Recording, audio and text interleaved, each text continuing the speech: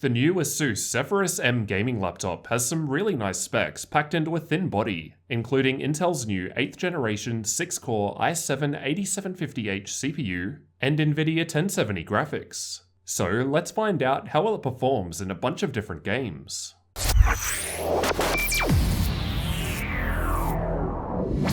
Just quickly before we dig into the benchmark results, I wanted to mention that there's two 16GB sticks of DDR4 memory running at 2666 MHz in dual channel. There are different memory configurations available with this laptop, so this may slightly affect the results. All testing was done at 1080p, the native resolution of the laptop's 144Hz display, at stock speeds with VSync and G-Sync disabled. With that out of the way, let's check out some gaming results. Starting out with Fortnite, medium settings or below average above what the 144Hz display can output, although the 1% lows were a fair bit below the averages here. Either way, it ran well, even at epic settings. It's important to keep in mind that this game is hard to benchmark, as frame rates will vary based on what's going on in game and what other players are doing. Overwatch was tested playing with the bots, and the average frame rates are quite high, but again the 1% lows do drop a fair bit, especially at lower settings. To me, the game felt nice and smooth even at epic settings.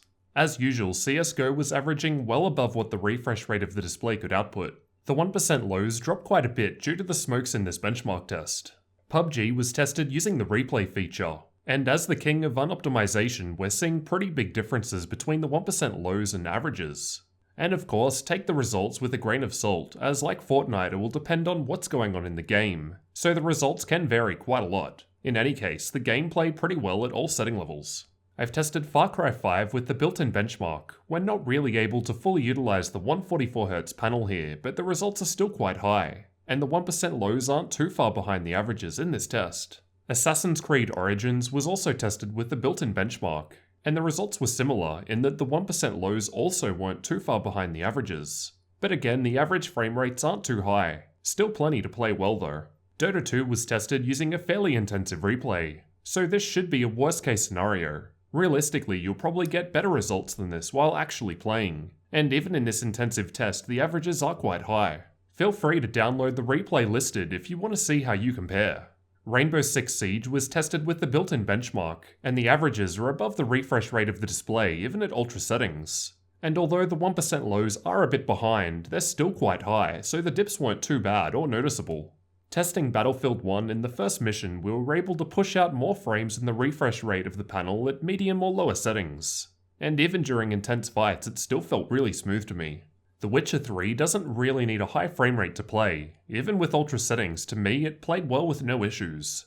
Interestingly, the 1% lows don't really change much when we drop down in settings, but the averages shoot up. Rise of the Tomb Raider was tested with the built-in benchmark, and we're able to average above the refresh rate of the display at the lower setting levels. Ghost Recon is a resource-intensive game, and was again tested with the built-in benchmark. Basically, no laptop I've ever tested plays this one well at ultra settings, but it runs well with about any other setting level. Watch Dogs 2 is another resource-intensive game, but is another that I personally think doesn't need a high frame rate to play. To me, even ultra settings felt fine. No issues playing maxed out here. Doom was tested using Vulkan, and even with high settings, we're averaging exactly 144 FPS. It felt extremely smooth to me while playing. Shadow of War was another game tested with the built-in benchmark. Again, lower settings could get us above the refresh rate of the display, but probably not really going to help you out too much in this game. Ashes of the Singularity was also tested with the built-in benchmark, and I think these results are quite good for a laptop. I haven't yet tested undervolting or overclocking, as this will vary between laptops based on the hardware, but I'll cover those in the full review video, along with detailed temperature testing.